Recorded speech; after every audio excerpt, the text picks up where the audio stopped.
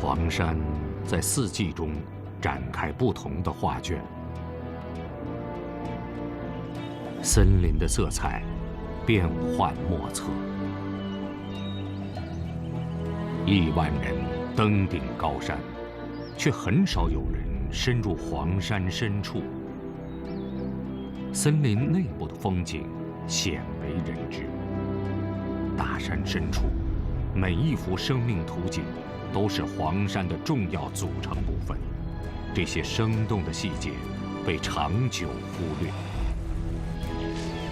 我们并不知道什么是黄山蕴藏着的生机、气息和味道，甚至没有触摸过黄山的脉动。黄山，生灵的天堂。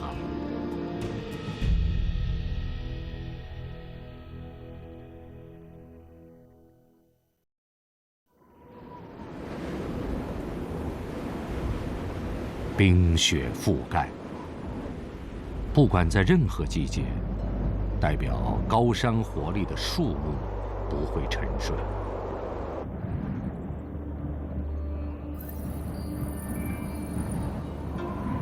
即使风冻在冰里，这些坚韧的黄山松针叶仍然透出生命的绿光。树木是神奇的物种，它孕育生命，保障生命所需，为生命提供庇护。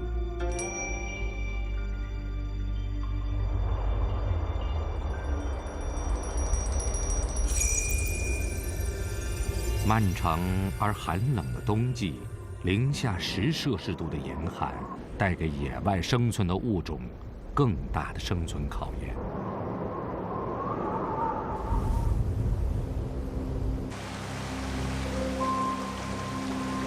在黄山西南的这条峡谷里，黄山短尾猴正在忍冻挨饿。它们在雪地里和冰冷的溪水中搜寻一切可以充饥的食物。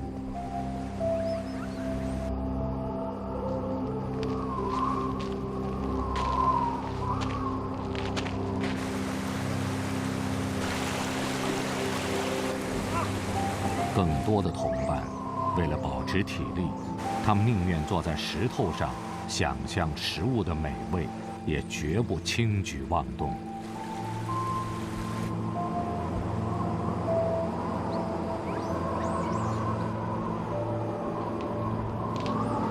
而年老的猴子盘算着是否能够顺利度过这个冬季。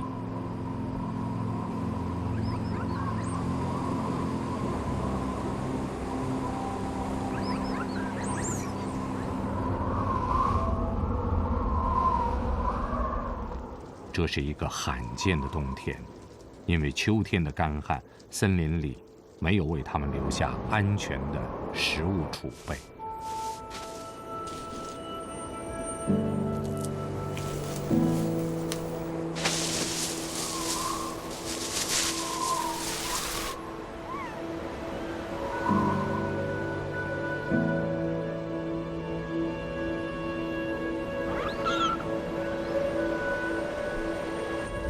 强强出生刚满3个月，身上稀疏的绒毛还不足以抵御严寒的侵袭。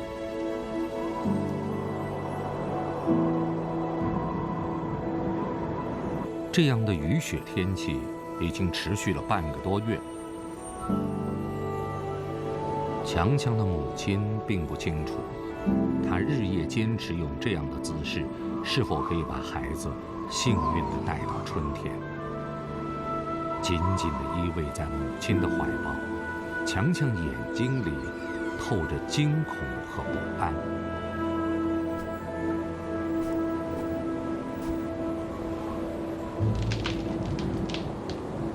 而年龄稍大一些的幼猴，提前脱离成年猴群的照顾，开始学习在雪地里寻找食物。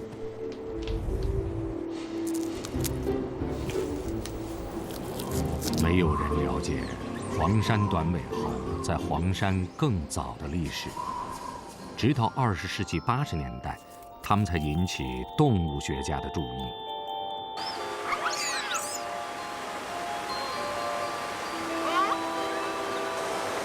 短尾猴是体型最大的猴科动物，尾巴短，又被称为断尾猴。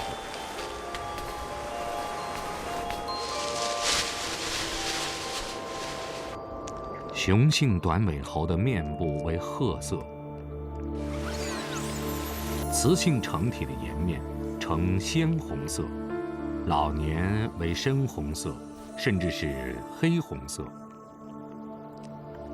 同其他非人类灵长动物相比，黄山短尾猴的脸最像人类。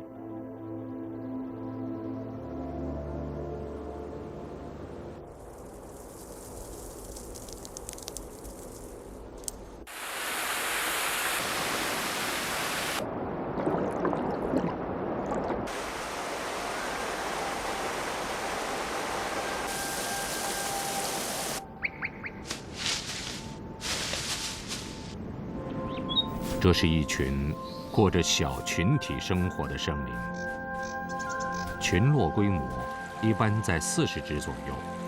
猴王头贵是他们的首领。头贵1年前来自另一支猴群，通过武力征服，成为这个群落的首领。在与冰雪的战争中，遭遇生存的致命困境。如何带领猴群度过寒冬？此时，猴王头贵也显得无能为力。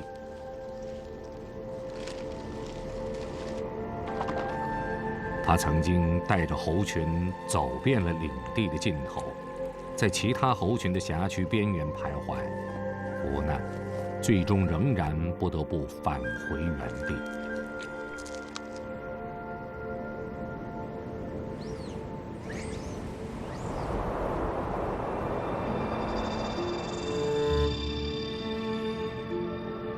黄山短尾猴通常活动在海拔较低的深谷密林里，很少进入人类活动的区域。但是，寒冷和饥饿逼迫它们冒险走出自己的领地，穿越森林，爬上高山，向观光的游客寻求帮助。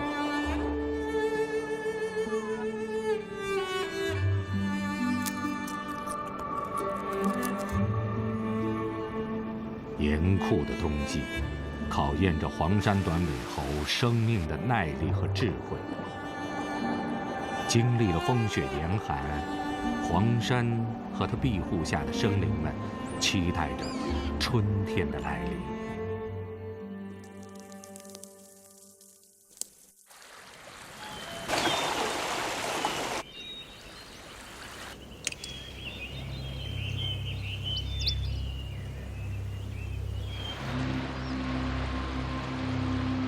伏羲猴谷是黄山最大的一条峡谷。峡谷中的伏羲是黄山风景区唯一流向钱塘江水系的河流。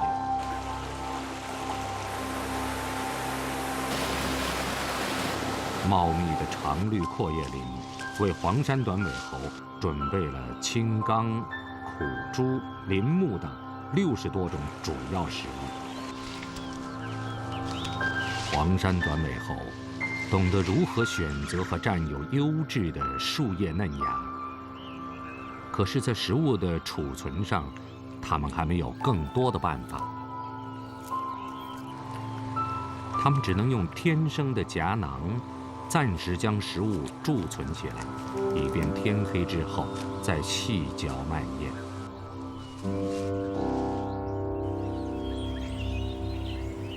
强强终于熬过了冬季可怕的严寒和饥饿，此时他长大了许多，可以在母猴的看护下下地玩耍了。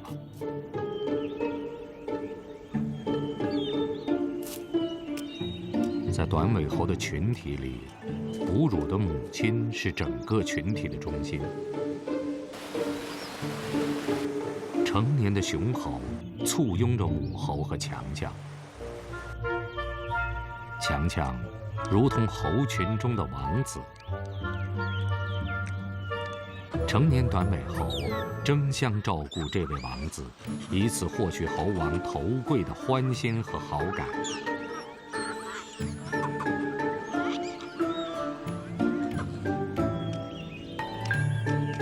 幼猴与猴王待在一起的情形并不多见，这显示了头贵对强强的偏爱。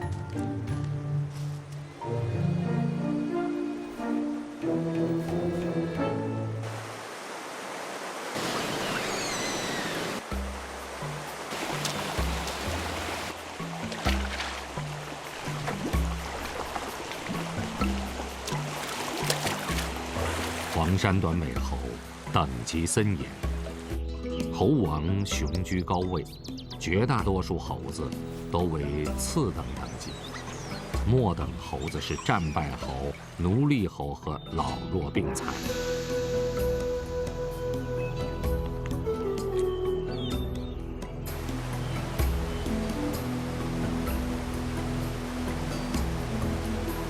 顺位最低的猴子，往往被安排在群体活动区域的边缘，站岗放哨。头贵现在统治的这个群体有38名成员。当猴群进入新的猎食区，头贵首先独享食物。在头贵进食期间，其他猴子只能在远处等待。猴王与普通成员之间有一道无形的红线，红线之内是不可冒犯的禁区。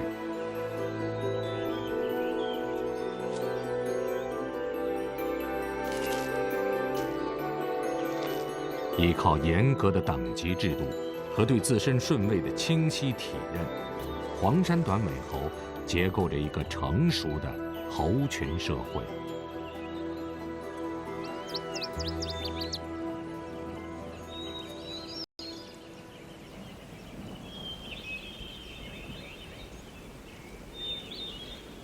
春天里，阳光温暖，美食丰足。在这个营养过剩的季节，成年雌猴提前进入了发情期。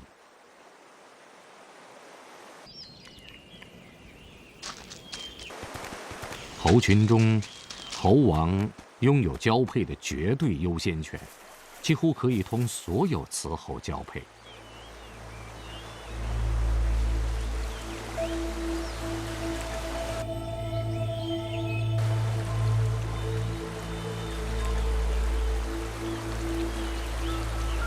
但是雌猴并不愿意从一而终，它们背着猴王，频繁与其他雄猴偷情。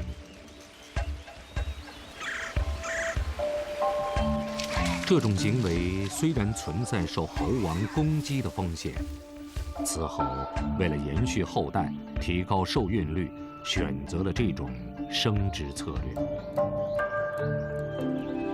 有动物学家认为，雌猴与多个雄猴交配，以便将来更多的雄猴误认为自己是幼猴的父亲，这有利于对婴猴的保护。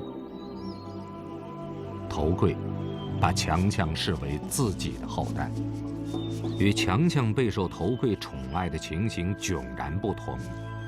这只幼小的雌猴并不受头贵待见，它试图走进头贵，却受到了严厉的警告。在黄山短尾猴的世界里，有人认为存在重雄轻雌现象，但反对意见指出，发生在个体间的厌恶事件与猴子的性格、心理、记忆和移情等多方面因素相关，原因非常复杂。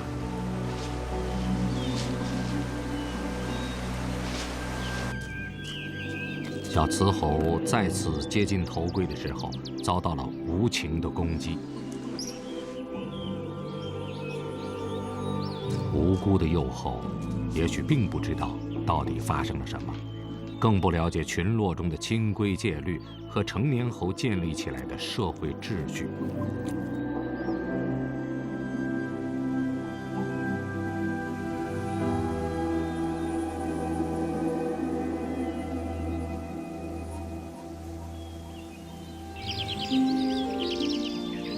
春天带来生机，黄山山脉1200平方公里的绿色长廊是野外生灵的天堂。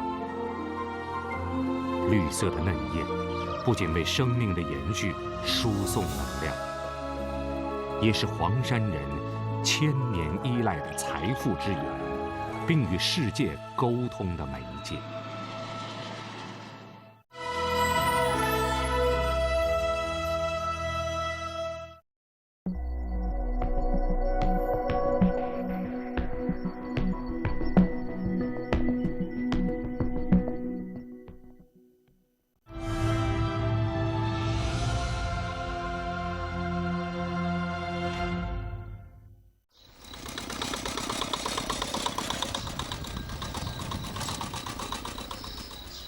农历清明前后，正是农作物种植的时节，而对于黄山的茶农，一个忙碌的季节又开始了。正月采错七生年，2月采错正芳春，3月采错桃花根，4月采错周错末，5月采错春端阳。对植物的认识和利用是人类生活的基本技能。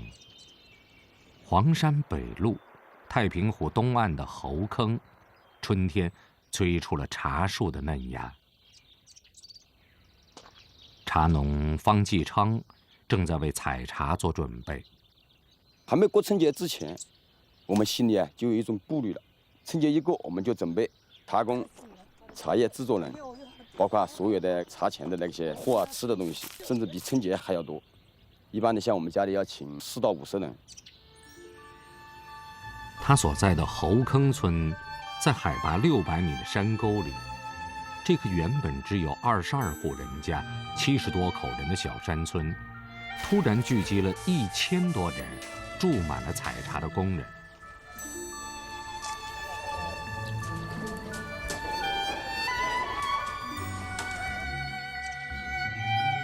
这棵茶王树已经有600年的生长历史。按照传统，每当开园采茶时，都要举行祭茶开园仪式。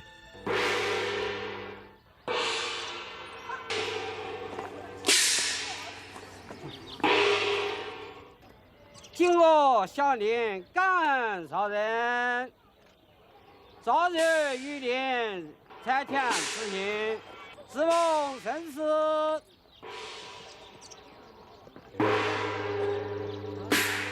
开园喽！猴坑就是著名绿茶太平猴魁的原产地。黄山北麓海拔700米的高山上，茶园生长着茶树的独特品种士大树。600多年前，猴坑人开始种植这种灌木型的大叶茶树。这里山高林密，光照适度，气候湿润，是茶树生长的绝佳环境。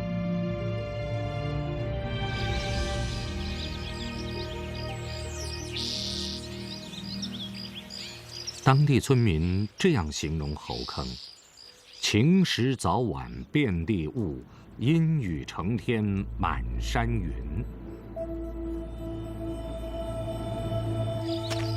陡峭的山坡上，土壤主要是花岗岩和千枚岩的风化物，透气性好，并且富含有机质。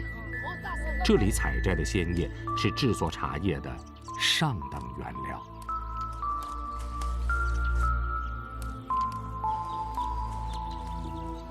2叶1芽是中国名茶太平猴魁的茶型标准。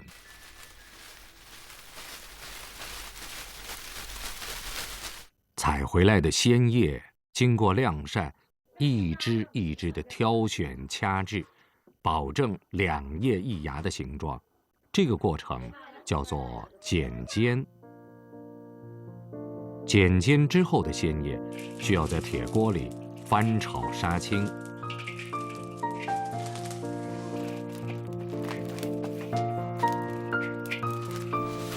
再一根一根的理条整形。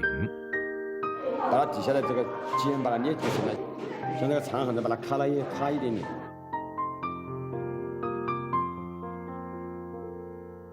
每年像这种情况呢，毕竟要苦一段时间，大概1个月左右。这个1个月是没办法的。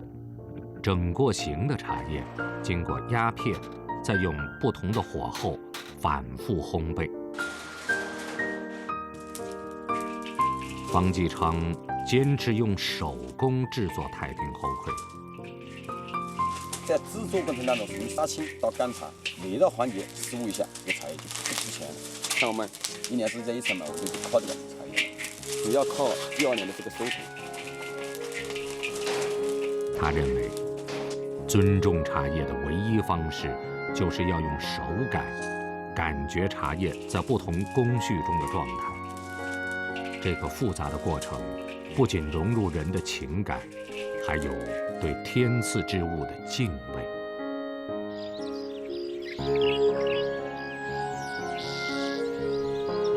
清明到谷雨前后20天时间，是太平猴魁鲜叶采摘制作的最佳时期。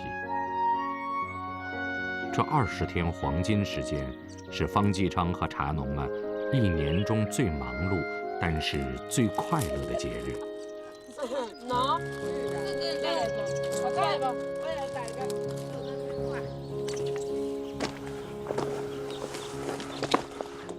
茶前我都要称量我自己的重量，茶季结束以后，大概最少收5到7斤左右。太平猴魁成品茶，叶色苍绿匀润，叶脉绿中隐红。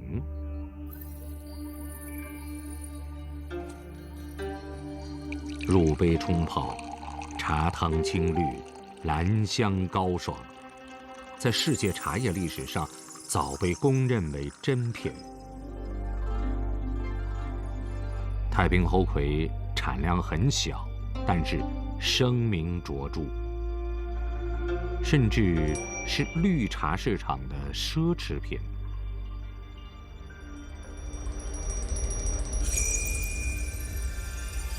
黄山83%的面积被森林覆盖，地形复杂，生态环境多样，植被覆盖率达到94%，原生植物1446种，木本植物就有700种以上，珍稀植物高达25种之多。珍贵的祁门红茶就生长在黄山山脉西段的祁门，茶树生长在高湿的环境，受雨露滋润，茶芽蕴含丰富的茶汁。高山区强烈紫外线作用，促使茶叶形成大量的芳香类物质。这种独特的植物被植物学界命名为祁门珠叶种。这是王常花费多年心血培育的一片新茶园，今年是头一次试摘。1芽2叶，这是新品种、初叶种，无细性2种，通过繁育的。叶再大。新鲜的茶叶送回茶厂加工。1871年，祁门茶人胡元龙创制出祁门红茶。祁门红茶由此成为黄山毛峰、松萝茶、屯绿等众多茶叶家族的一个独有品种。20世纪30年代开始，中国政府组织茶叶研究专家对祁门红茶种植和制作工艺进行持续改良，使祁门红茶成为著名的世界3大高香茶之一。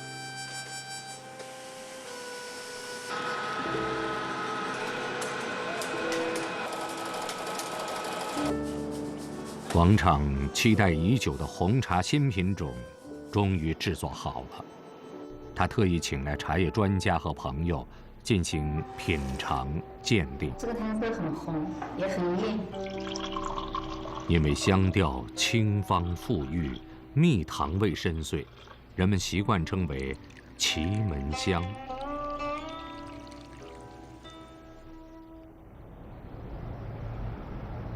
屯溪是黄山最大的城市，自古至今都是黄山茶叶的贸易之港。毗邻新安江，这条徽州传统建筑风格的古老街道已经存在了500年。这家100年老店创办于19世纪末期。现在的主人厉辉从小在老街长大，老街过去的故事很多是从他的外公那里知道的。过去老街也就是整个屯区的唯一一条的商业街，所有的商业几乎都在这条街上，有小作坊啊，有酱油铺啊，布店啊。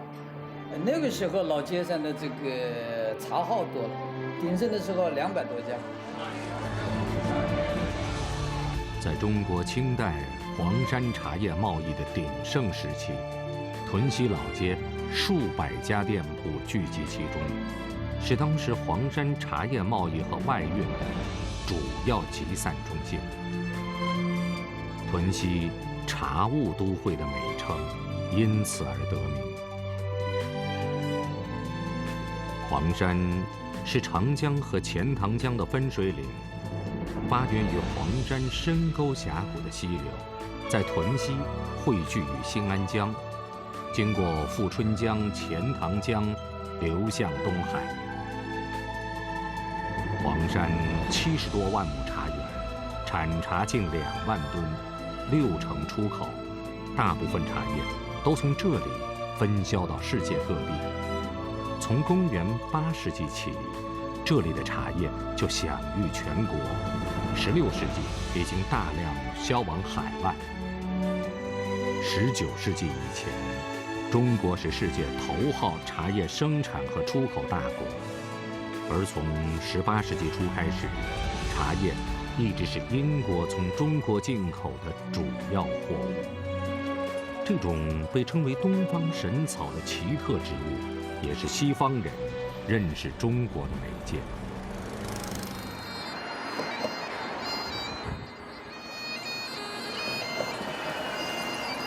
最受英国人追捧的黄山茶叶是祁门红茶，英国人至今还把它尊称为王子茶。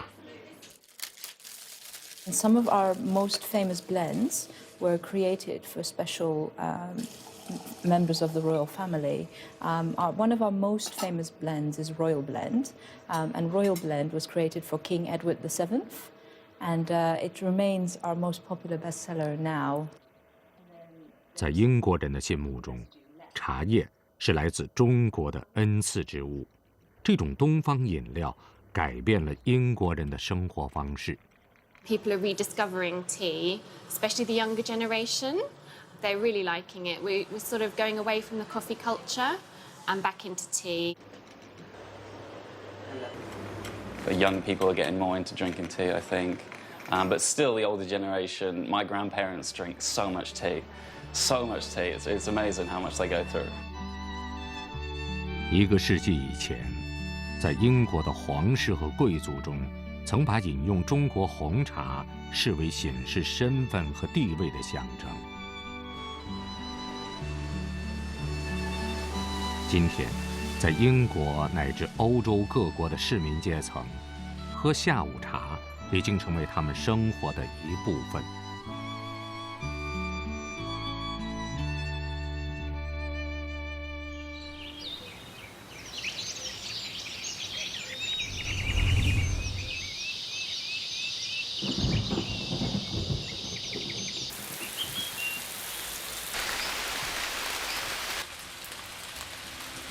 夏季，幼猴整天嬉闹，而成年猴子却很少活动。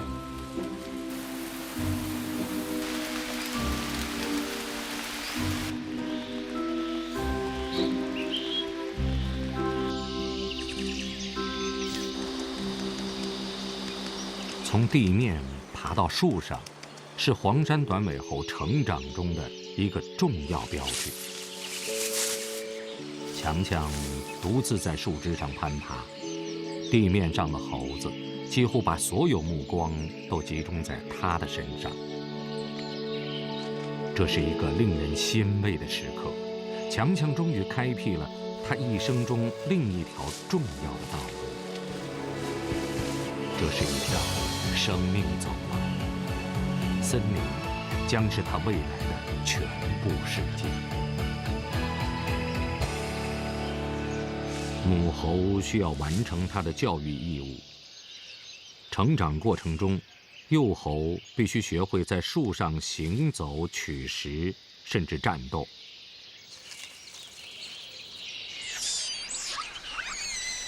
但是在树上打闹，母猴却迟迟不愿意让幼猴尝试。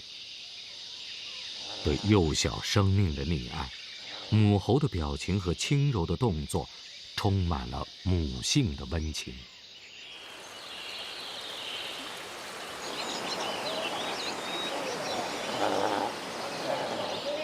亲近猴王，显示与猴王的亲善关系，是黄山短尾猴确立个体社会地位的重要规矩。地位低下的猴子，高高抬起臀部，用成臀的方式表达忠心和臣服。当殷勤的猴子一旦被猴王默许，就会迅速坐下来，诚惶诚恐地为猴王理毛。理毛是猴群社交中常见的礼仪行为。黄山短尾猴在休息的时候，最常见的交流方式就是相互理毛。除了进食之外，理毛是他们干得最认真的一项工作。这是一种亢奋的互动，快乐的情绪以两猴同时叠牙和大叫得以释放。动物学家认为，黄山短尾猴的这种同性爬跨并不是性行为，而是表达比拥抱更强烈的感情，或者是双方互相攻击后的和解方式。黄山短尾猴用架桥的方式表达友爱，以示亲昵。幼猴是传递情感的桥梁。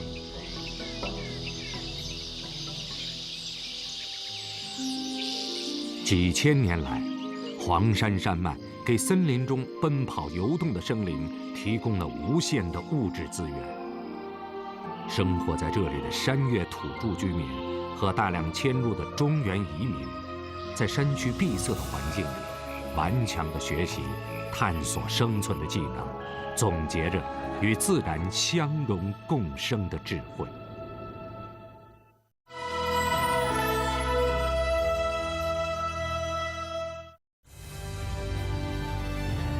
触摸松林和岩石的呼吸，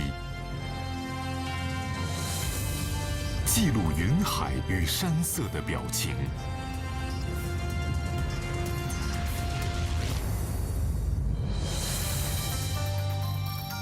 历时2年，追逐4季轮回的璀璨光影，古老山系的全新影像，大自然的视觉奇观。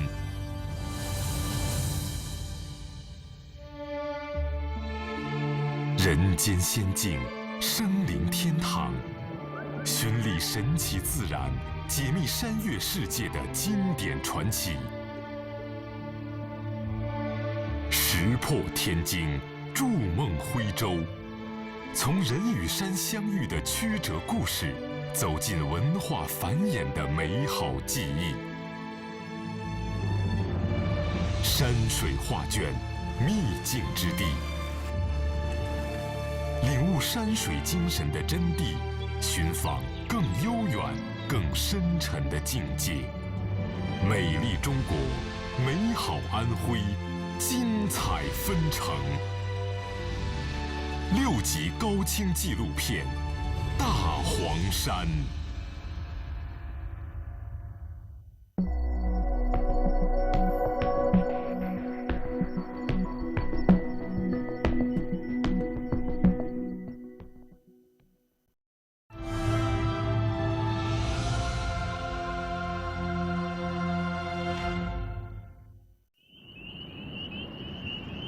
暮色笼罩了西海大峡谷，鹅卵石堆积的河道中，焦振新和他的搭档正在溪流里寻找一种黄山特有的美味食材。来先生，走。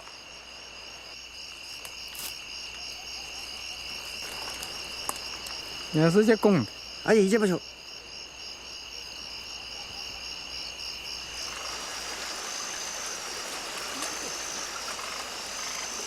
现在这里，现在就小一点，小的呢，漂亮啊！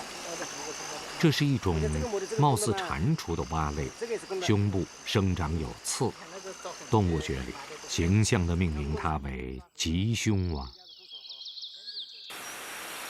它们栖息在溪流的岩石夹缝中，当地山民叫它们石蛙，也叫石鸡，因为它含有丰富的蛋白质，加之味道鲜美，成为当地人餐桌上珍贵的食材。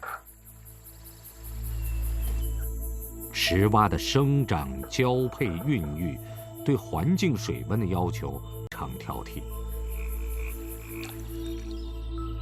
夏季是它们生命力最旺盛的时期。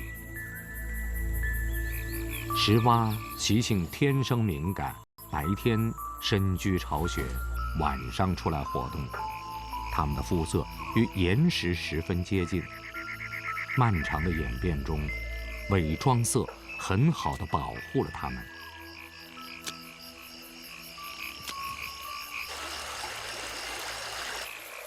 夜晚是石蛙大显身手的时候。飞行的昆虫、蚯蚓和爬行的蛆虫都是它们追求的美食。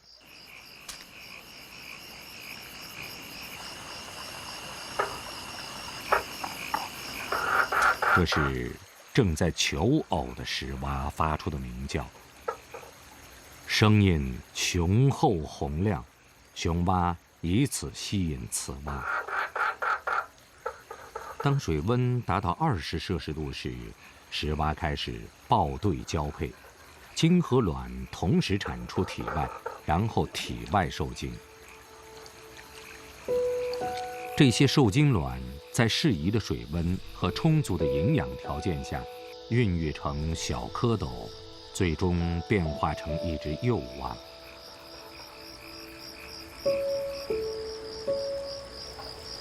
这是一个漫长的过程，需要大约75至90天的时间。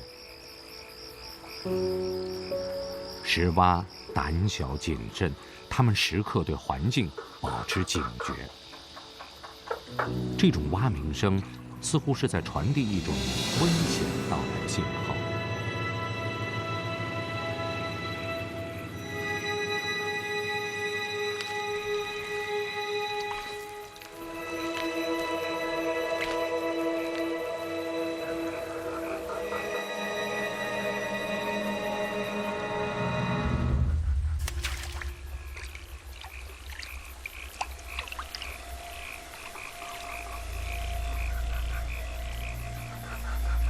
石蛙在长达半年的冬眠期里，常常和蛇类相伴共眠一雪。此刻，对于突然出现的毒蛇，石蛙的态度并不友好，幼蛙装死，躲避毒蛇的袭击。成年的蛙趴伏在水中，警惕地注视着毒蛇。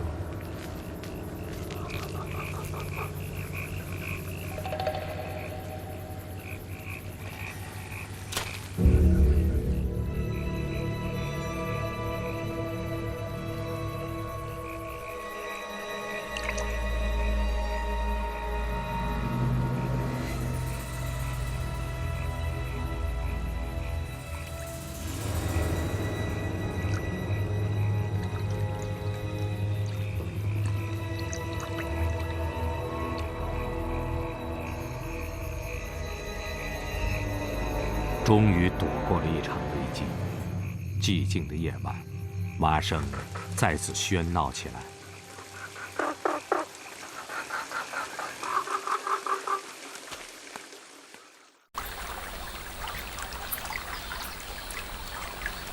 生长在黄山祁门县古牛降景区的胡茂成兄弟，自小一起冒险，在大山里摸爬滚打。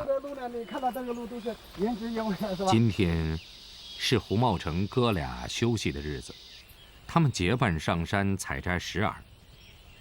回到山林中，他们总是很兴奋。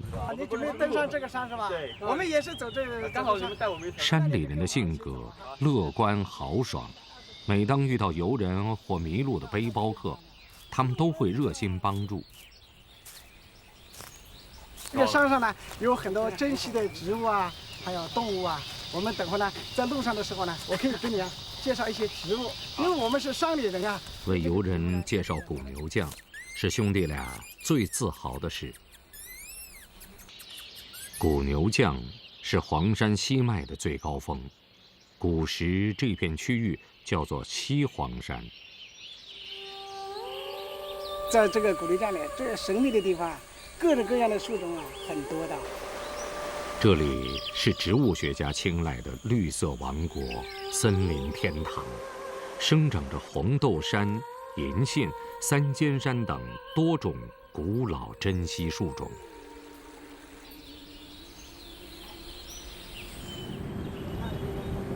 以前，这种冒险的行为是黄山山民谋生的主要手段。20世纪80年代，胡茂成的哥哥就是靠采集石耳换回的钱，给家里盖起了房屋。石耳是名贵山珍，一般生长在海拔1000米以上的高山，它们形状酷似木耳，寄生在石壁上。中国古代药书《神农本草经》把石耳列为上等药材。石耳富含高蛋白和多种微量元素，营养价值极高。胡茂成兄弟返乡之后，坚持每年都上山采摘石耳。石耳已经成为他们生活中的一部分。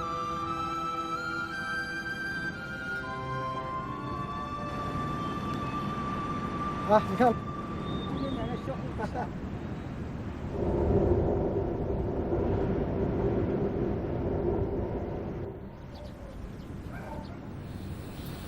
秋天的枝头结满了果实，顽皮的幼猴在吃饱喝足之后嬉戏打闹。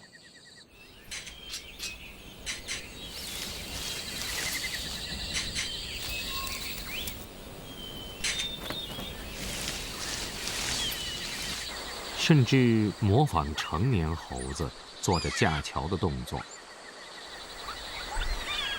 他们相互打斗、攻击，演习一场并不存在的战争。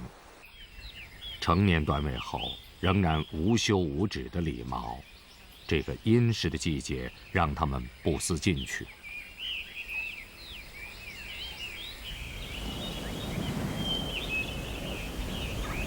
秋天是猴群最幸福的季节，但是这个季节却暗藏杀机。外来猴的入侵让猴群骚动起来。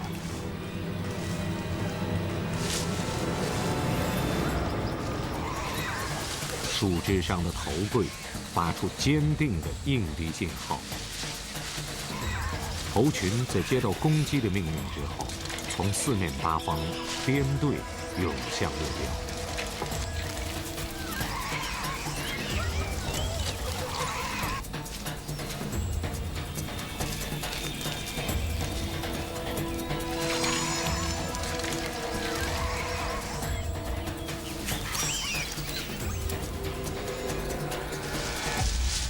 这是一场捍卫地盘、真刀实枪的战争。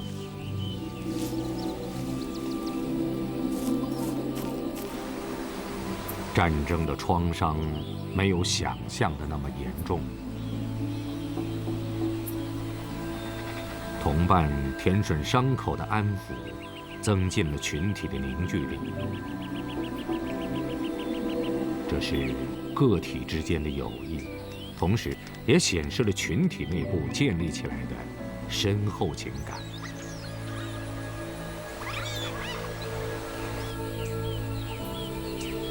这是强强第一次面对猴群之间发生的极端事件，他亲眼目睹了父母辈们击退外来入侵者的全部场面。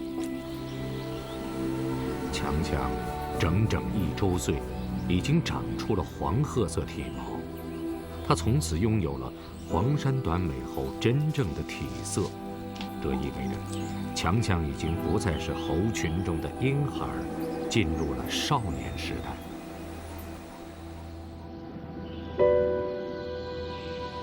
晚霞透过云海，辉映在伏羲猴谷的山岗上。高大的乔木反射着夕阳的余光。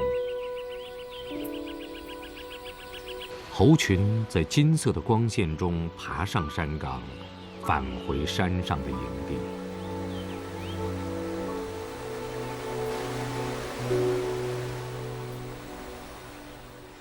浩瀚的森林维系着生命的复杂运作，四季有序的轮回，生命的光华彼此照耀。不同凡响的生命故事，演绎着智慧和力量。